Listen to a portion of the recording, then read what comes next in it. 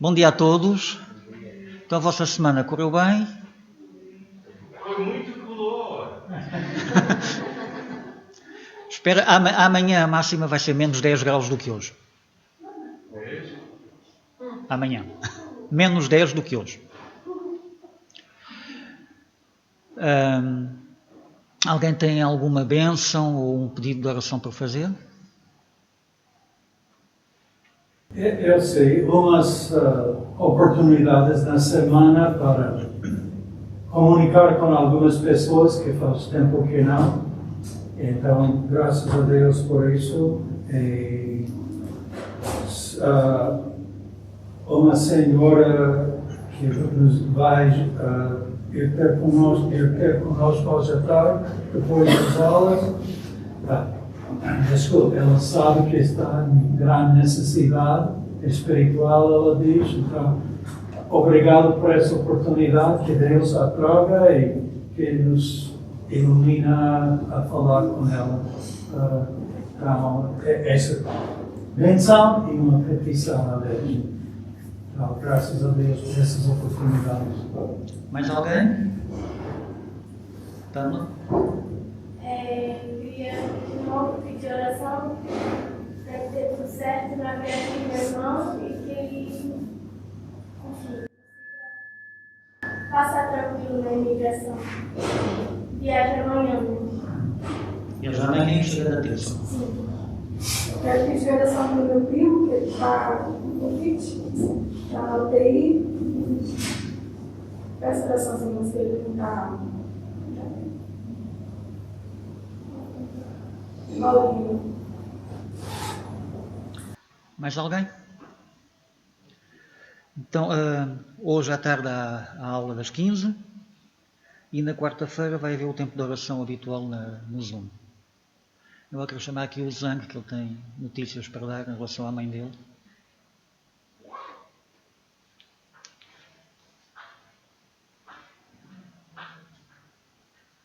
Bom dia. Ultimamente, na China, mais de perseguição. Minha cidade já tem 7 ou 8 irmãos foram presos outra vez. Por isso, minha mãe saiu de casa há algum tempo.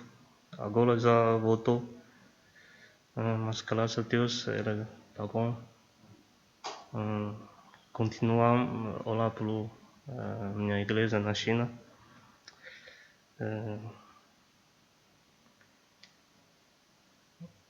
Sim, eu tenho preocupado, mas Deus é fiel. Ele controla tudo. Esta é a altura mais difícil. Mas precisa confiar em Deus. Só. Obrigado. Obrigado, Zang. Elianaika, podes olhar para o culto, se faz favor? Pai, obrigado por este día, obrigado por la oportunidad que podemos estar juntos aquí, Señor. Sabemos que no en tus lados, como está falando el hermano San, es posible tener esta oportunidad y por eso sentimos abençoados, Pai. Peço en especial que sea como nuestros hermanos chineses, Pai. Tú conoces todo, Pai, tú tienes el control de todo. Peço por la vida de ellos, peço para que leve a tua paz, que tú vas como ninguém, Pai. Ahora permite que nós podamos te louvar, Pai, e aprender de tua palavra. Em nome do Filho Jesus. Amém. Eu não tenho estado a preparar a música há muito tempo. Acho que é a Raquel ou Daniel que tem estado a escolher os cânticos. Mas quanto aprecio quando a mensagem e a música falam do mesmo tema, não? Deus está a focar nossa atenção em certos aspectos da verdade que nos dá. Então, hoje, íamos cantando pois contemplar Ele.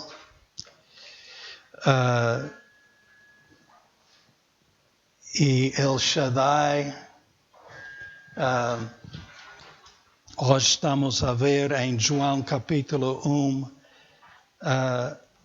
3 nomes que se usam naquele capítulo, não somente naquele capítulo, mas naquele capítulo, João capítulo 1, temos esses 3 nomes de Deus, de Jesus Cristo, mencionado neste capítulo. O unigênito Filho de Deus, o Filho de Deus e o Filho do Homem. Deixa-me encontrar essas.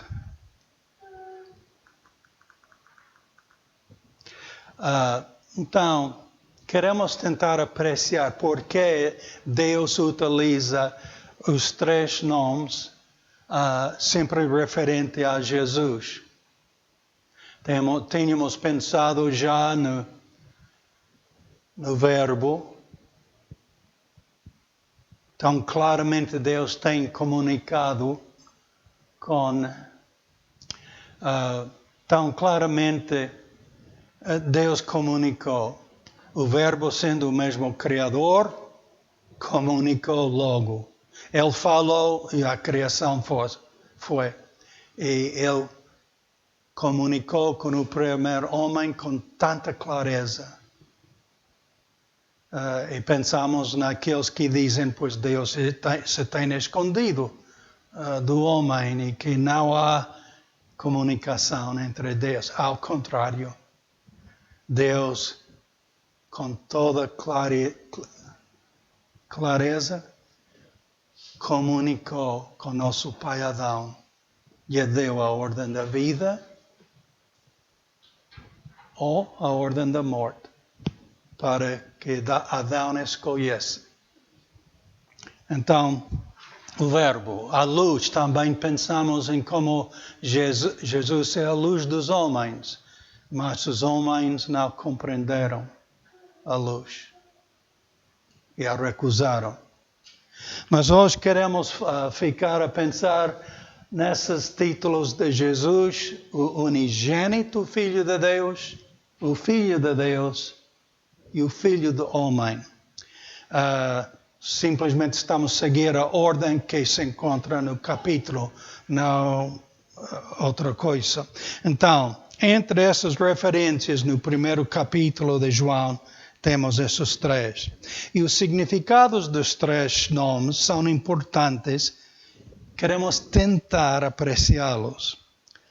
Estamos a considerá-los pela ordem que se encontram em João capítulo 1.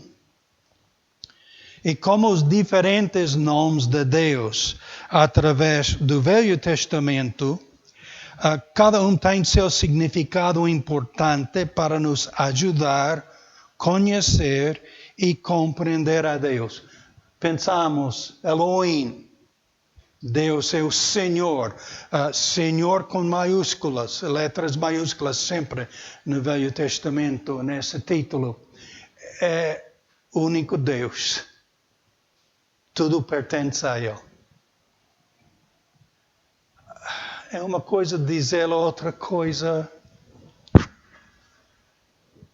tomá-lo a peito e basear nossa vida em quem Ele é. El Shaddai, apenas no hino íamos cantando de El Shaddai, Deus Todo-Poderoso.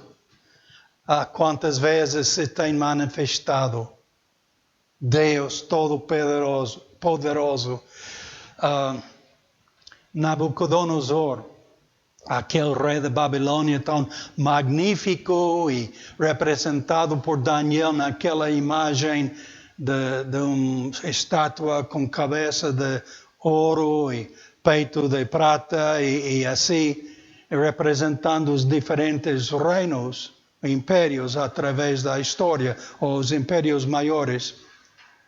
E Daniel diz, rei, tu és aquela cabeça de ouro.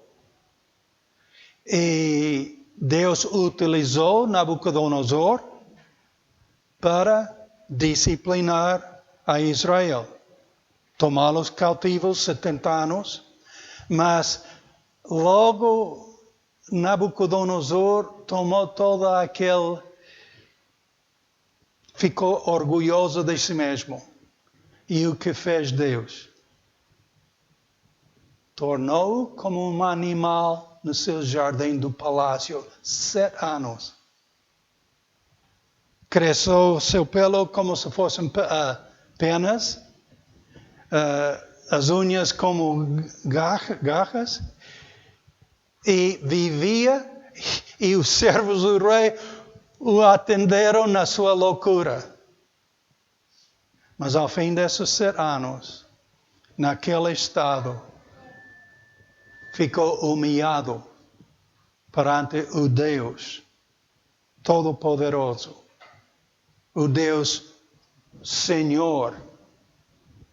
Reconheceu que era só uma criatura del Shaddai, de Elohim, e glorificou a Deus como o único Deus verdadeiro. Enviou ordem por todo o seu império que esse é o único Deus vivo que vale nosso louvor. Aquele rei Nabucodonosor logo voltou para exaltar-se, é certo, e foi castigado o seu reino. Mas Deus é todo-poderoso. E podemos pensar de muitas maneiras que Deus se tem manifestado todo-poderoso. Certamente a Israel com aquele mar vermelho. Conta isso a seus filhos para que eles saibam que eu sou Deus todo-poderoso. Eu posso e farei quando é a minha vontade. El Elyon, Deus Altíssimo. Poucos sabemos colocá-lo no seu lugar. Único. Deus Altíssimo. Yahvé. Quem posso dizer está a enviar-me ao povo de Egito, ao povo de Israel, para que eles me aceitam e me seguem? Moisés a perguntar a Deus. Diga-lhes, eu sou, te envio. O que sempre é. Deus eterno. Não vive no passado, não vive. Ele é, eu sou. Adonai, Senhor absoluto. Não há outro Senhor. Outros tentam ser. Até nós tentamos ser Senhor da nossa própria vida, não? Todos. Nossa carne quer exaltar-se como Nabucodonosor. Não. Adonai, Senhor absoluto. Não há outro. Então, esses nomes de Deus no Velho Testamento, e há vários mais, mas algumas nos ajudam a compreender nosso Deus e conhecê-lo. Igual no Novo Testamento, esses diferentes nomes de Jesus Cristo ajudam-nos a compreendê-lo e conhecê-lo por quem Ele é a nós. Então, quem é que João explica que... Desculpe, Deus Pai quer ser conhecido por quem é. E João explica que Ele se tem declarado por meio do Filho. A luz veio aos homens. E os homens não a compreenderam. Mas Ele declarou-nos o Pai. Ele manifestou o Pai a nós. É o que João nos explica. Já pensamos quanto ao Verbo Criador que se fez carne e habitou entre os homens. E como era a luz dos homens que não a compreenderam. Então, esses outros nomes do Senhor queremos tentar apreciar. Em versículos 14 e 18 deste capítulo 1 de João, e o Verbo se fez carne e habitou entre nós, e vimos a sua glória, como a glória do unigênito do Pai. Esse é o primeiro nome que queremos considerar. Como a glória do unigênito do Pai, cheio de graça e de verdade. E logo, versículos 8, Deus nunca foi visto por alguém. O Filho unigênito que está no seio do Pai, este o fez conhecer. Então, enquanto o versículos 8 insiste que é por meio do Filho unigênito que podemos conhecer a Deus Pai, versículo 14 fala-nos da glória do unigênito do Pai, cheio de graça e verdade. Então, tentaremos descobrir umas capas de significado neste nome para poder apreciar mais o que Deus está a dizer-nos. Então, essas palavras gregas são as palavras traduzidas o unigênito Filho de Deus. Significa Emmanuel, Deus conosco, Deus homem. Tudo está envolvido neste nome. Unigênito significa único nascido ou nascimento único. São as duas formas que essa palavra, monogênesis, pode ser traduzido. Então, a concepção e nascimento de Jesus simplesmente foram únicos. Nada igual jamais aconteceu e nunca acontecerá outra vez. Deus enviou seu Filho, como diz Gálatas 4, mas vindo à plenitude dos tempos, Deus enviou seu Filho, nascido de mulher, nascido sob a lei, para remir os que estavam debaixo da lei, a fim de recebermos a adoção de filhos. Então,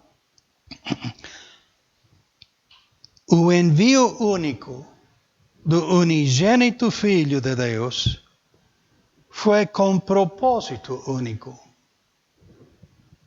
A redenção da humanidade deserdada e condenada. Quando Adão escolheu a ordem da morte em vez da ordem da vida, a humanidade foi separada fisicamente e espiritualmente de Deus. Fisicamente foram separados de Deus o mesmo dia, por ser tirado do jardim de Éden, a qual nunca podiam voltar por causa de um anjo com espada inflamada que guardava a entrada. Nunca voltaram ao jardim. Espiritualmente, foram separados de Deus de relacionamento e comunhão.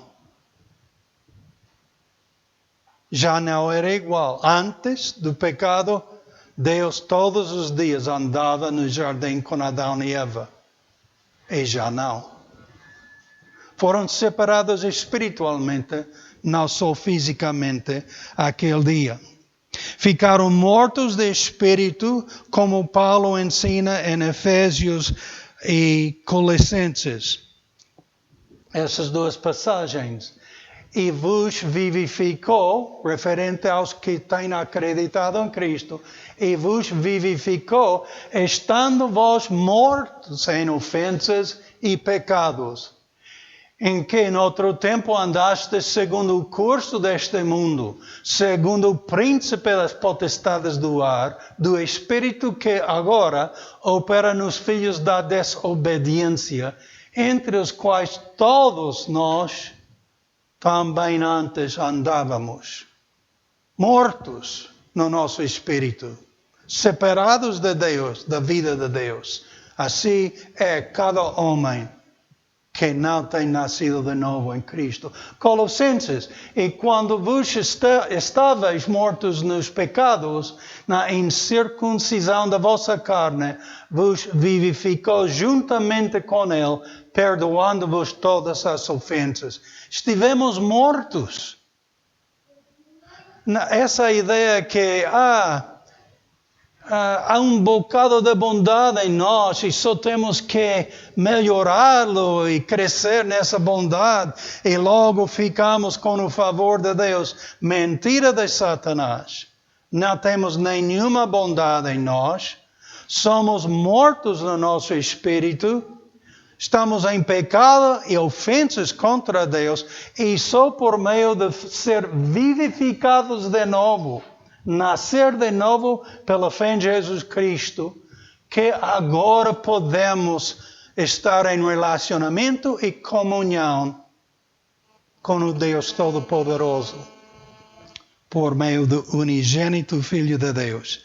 Então, Deus enviou seu unigênito para que houvesse a possibilidade da adopção de filhos, é o que Gálatas nos ensinou. Porque não somos os filhos de Deus desde a queda de Adão, sem nascer de novo pela fé no unigênito Filho de Deus. O religioso Nicodemos, não? Ele não compreendeu isso.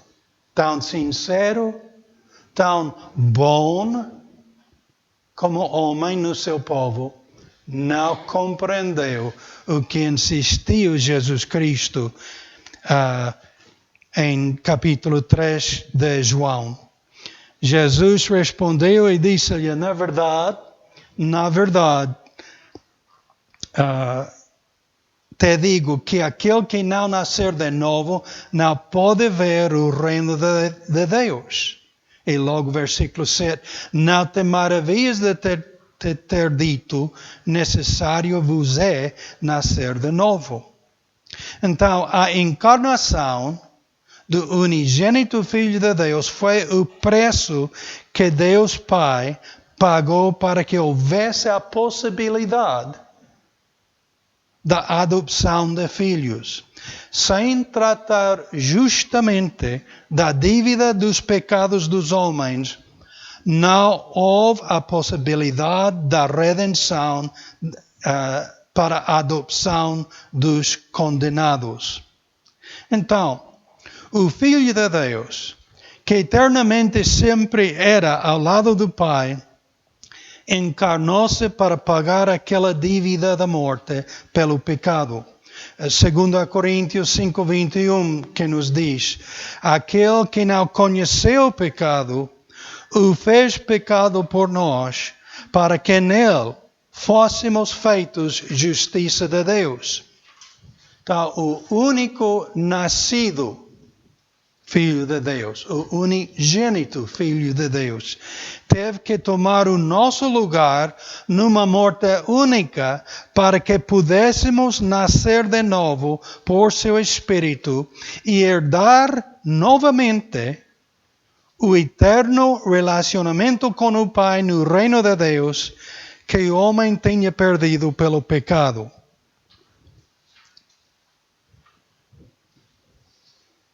Para poder morrer por nós, Ele teve que participar da nossa carne. É o que diz Hebreus 2, 14 e 15. Onde lemos, e visto como os filhos participam da carne e do sangue, também Ele participou das mesmas coisas, para que pela morte aniquilasse o que tinha o império da morte, isto é, o diabo, e livrasse todos os que, com medo da morte, estavam por toda a vida sujeitos à servidão.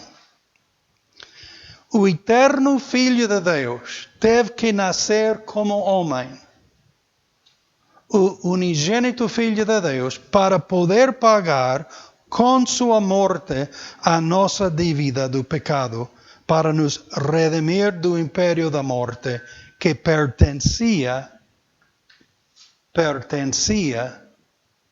ao diabo. Jesus conquistou.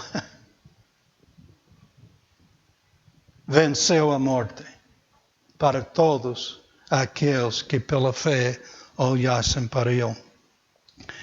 Então, o versículo 14 do capítulo 1 fala da glória do unigênito do Pai, cheio de graça e de verdade.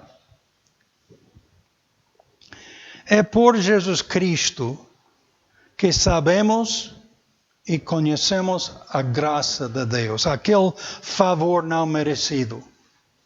Só por Jesus. É por Jesus Cristo que sabemos a verdade da nossa condição perdida e condenada. Tanto da fé que nos pode salvar daquela condenação. É gloriosa a esperança, é gloriosa a verdade e a luz que é a nossa por meio do unigênito Filho de Deus. Pedro, João e Tiago, lembram? Subiram com o Senhor naquele monte da transfiguração e viram a glória do Filho de Deus, sem as limitações da sua carne. Interessante ver uma voz do céu que diz: este é o meu filho amado em quem me comprazo, escutai-o. Foi Pedro que queria falar da maravilha que estiveram a presenciar, mas Deus não queria que Pedro falasse. Deus queria que ouvissem o Verbo, Jesus, a palavra de Deus, o unigênito Filho de Deus. O homem sempre tem o que lhe parece importante para expressar perante Deus. Mas Deus quer que nós calemos perante Ele. E escutemos sua palavra. As palavras do homem tendem a distanciar-nos de Deus e não nos ajudar na vida. Claro que o homem argumenta com isso. A filosofia do homem argumenta com isso. Tudo tem que ver com aquele coração morto no pecado ou nascido de novo pela fé do unigênito Filho de Deus. Deus quer a comunhão com seus filhos de adoção, mas só depois que ouvem e acreditam o que Ele diz. Se não há aceitação genuína e completa do que Deus diz, esqueça qualquer comunhão com Ele. O unigênito Filho de Deus é glorioso. Sua palavra é gloriosa. Sua graça é gloriosa, como também sua verdade. Tiago 1:16-18 diz assim: não ireis, meus amados irmãos, toda boa dádiva e todo dom perfeito vem do alto, descendo do Pai das luzes, em quem não há mudança, nem sombra de variação. Segundo a sua vontade, Ele nos gerou pela palavra da verdade, para que fôssemos como primícias das suas criaturas. Deus não vai mudar, nem variar sua palavra, porque o homem pensa de outra maneira. É o homem que fica perdido por questionar o que Deus tem dito. Isso foi a tática de Satanás desde o início, não foi? Será que Deus diz isso? Sim, será que Ele diz isso? E não vai mudar. Não era isto, diz Tiago. O unigênito Filho de Deus é glorioso como é sua palavra, e somente por ela podemos conhecer a verdade, que não muda nem varia. Se desejas fundar sua vida sobre outro elemento, saiba muito bem que está a construir sobre a areia e a sua casa vai cair na perdição. Há só rocha que fica firme por esta vida, tanto pela vida eterna, o Senhor Jesus Cristo. É a sua palavra que nos traz a luz da vida, porque Ele é a luz dos homens. Não há outra luz. Precisamos de aceitar isso. Sim, eu acredito, mas devemos vivê-lo. Não há outra luz. Não há outra boa palavra. Não há outra verdade. Ele é a verdade. Sua palavra nos fala a verdade. Qualquer outra palavra vem do pai da mentira, deste mundo. Então, não há outra luz. O anjo da luz, que aconselha qualquer outra ideia além da palavra de Deus, é Satanás a falar. E Tiago diz, não ereis, irmãos. Chegamos a este outro título que queremos contemplar brevemente, que é simplesmente, eu digo simplesmente, que é o Filho de Deus.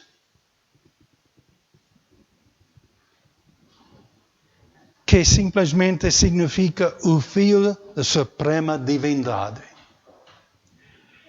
Através dos Evangelhos, pelas pessoas, tanto pelos demônios. É curioso. Pelas pessoas, tanto pelos demônios. Jesus foi chamado assim. Assim chamou o diabo ao tentar Jesus no deserto. Assim os demônios chamaram a Jesus ao serem enfrentados com sua presença. Assim seus discípulos o chamaram ao testemunhar seu poder sobre a natureza. E assim os acusadores demandaram a Jesus, conjura-te pelo Deus vivo que nos diga se tu és o Cristo, o Filho de Deus. Assim também o centurião romano o chamou ao testemunhar a sua morte.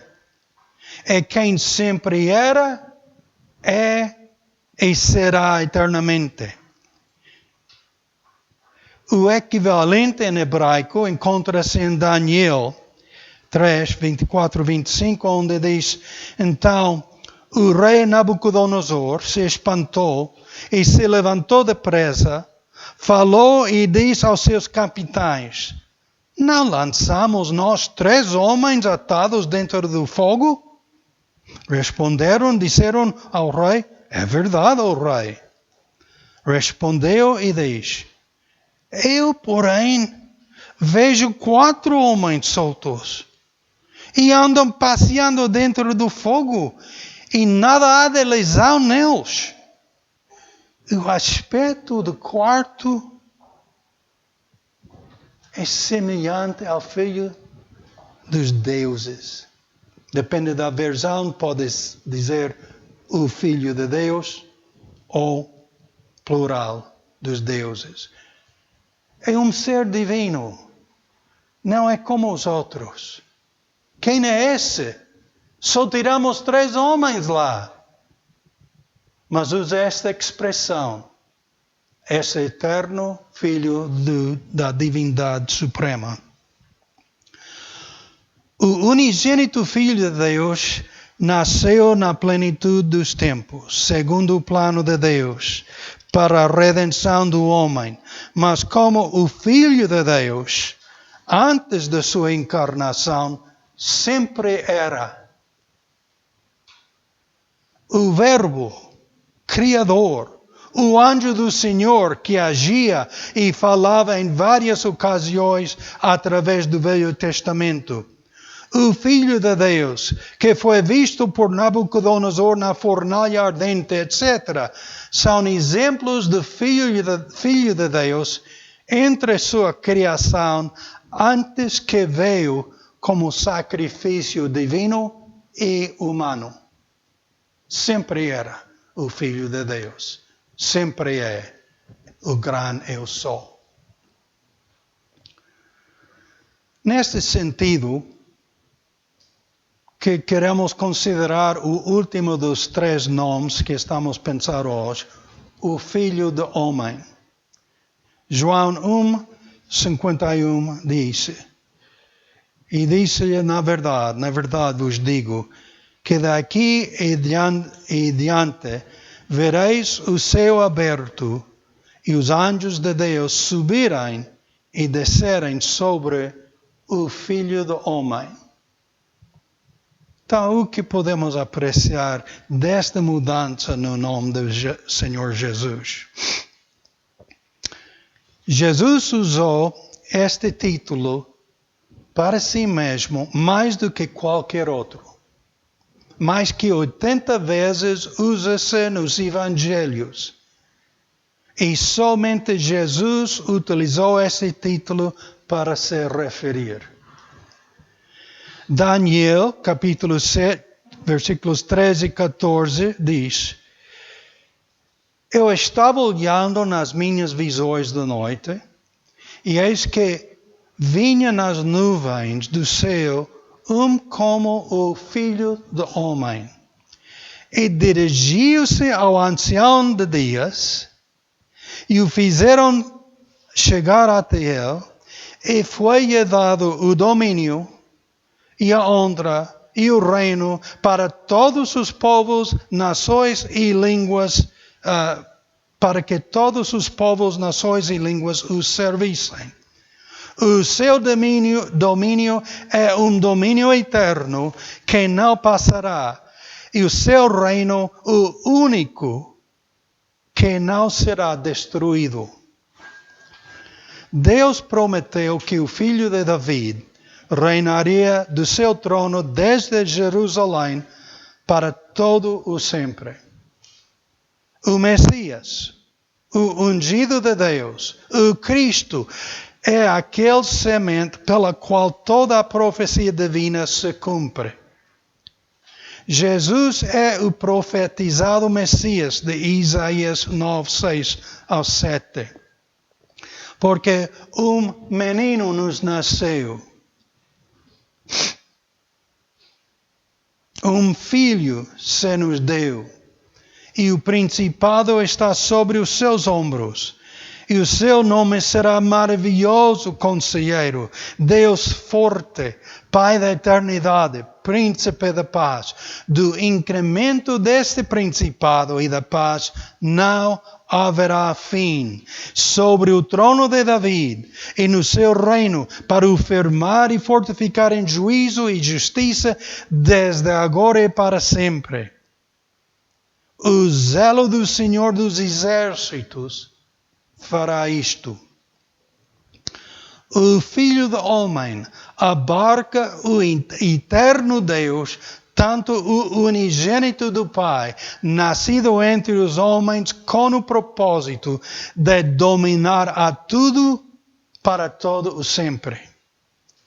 Para realizar o plano da redenção do homem perdido, Deus encarnou-se, pagou a dívida e tirou o império que levava à morte de Satanás, que o controlava.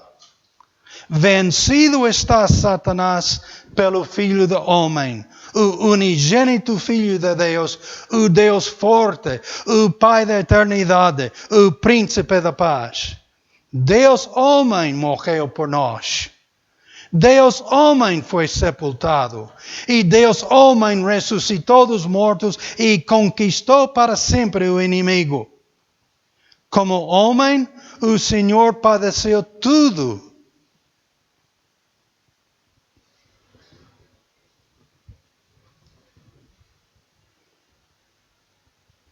Deixa-me começar agora. Como homem, o Senhor padeceu tudo que nós enfrentamos e mais. Ok.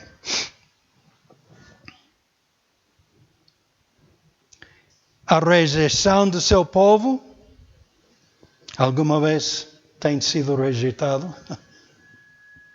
Jesus, muito mais. A dúvida da sua própria família, que dor tão profunda, não? Alguma vez a tua família duvidava de ti? Dói. Profundamente dói.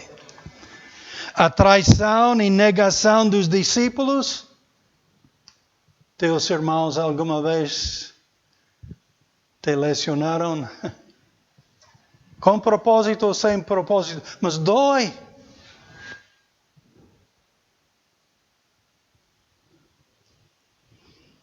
Ele padeceu a fome, a sede, a tentação, a crítica, a blasfêmia, a tortura e, por fim, ser crucificado como um criminoso. Tudo enfrentou. Ele compreende-nos. Ele compreende esta vida. Sabe o que é doer. De toda forma. Ele sabe compadecer-se conosco. Sabe o ser mal entendido.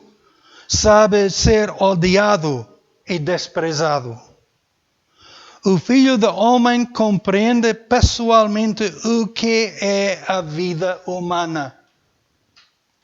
Hebreus 4, versículos 14 ao 16 nos diz: visto que temos um grande sumo sacerdote, Jesus, Filho de Deus, que penetrou nos céus, retenhamos firmemente a nossa confissão, porque não temos um sumo sacerdote que não possa compadecer-se das nossas fraquezas.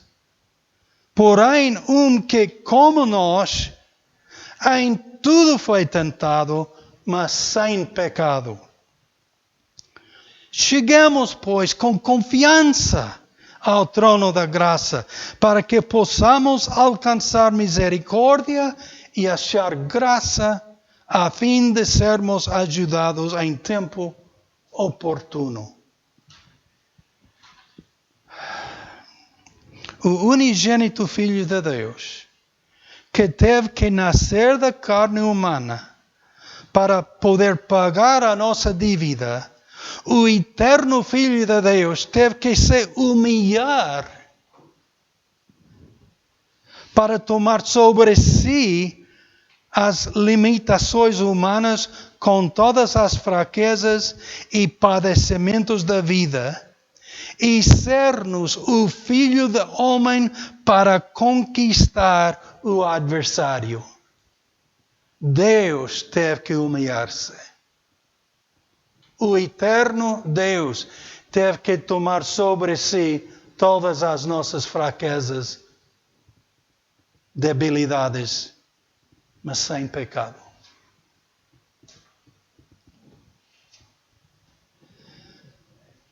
Cumprido está, e toda a glória pertence ao Senhor Jesus Cristo, que nos manifestou o Pai e seu amor.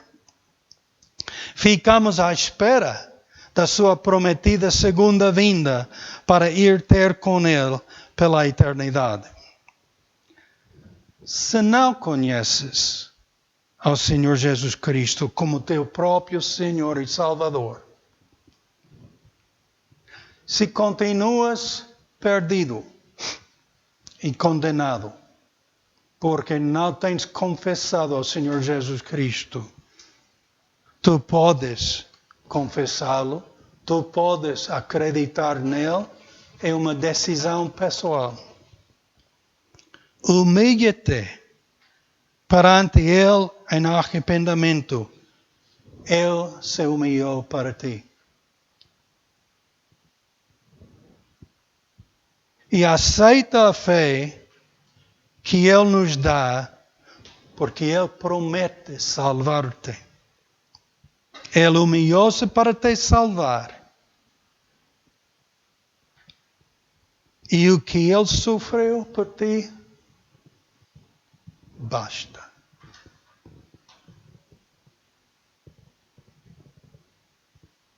Basta. Podes ser salvo.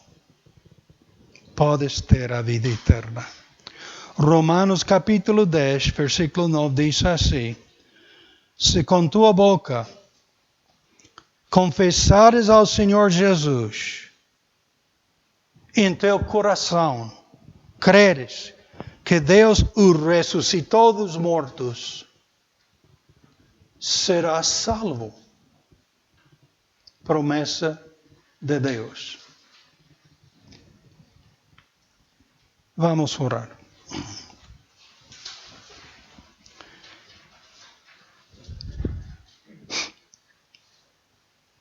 Senhor Deus Todo-Poderoso,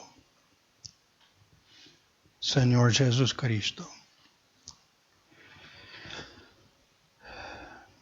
estamos aqui reunidos no Teu nome, esperando no poder da Tua Palavra que Teu Espírito Santo usará para convencer cada coração da verdade que necessitamos oportunamente. Para quem ainda não te conhece, que ainda fica na dúvida da eternidade, será que Deus me ama? Será tudo isso a única verdade? Dependemos de Ti, Pai. Toma a Tua palavra e convence cada coração que ainda está condenado para que nasça de novo e venha a ser Teu filho adoptivo.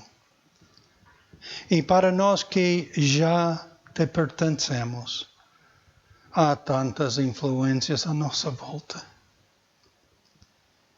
que contradizem a Tua palavra. Ajuda-nos a focar-nos em Ti. Como Tiago diz, não ireis. Não sejamos enganados pela filosofia deste mundo à nossa volta. Ao contrário, que mais que nunca a Tua palavra seja magnificada nos nossos corações. Que dependamos da Tua palavra, do que Tu tens dito. Para que a nossa vida Te segue com fidelidade. Queremos ser-Te fiéis. Queremos honrar-Te. Queremos, em verdade, ser Teus discípulos sob Tua disciplina.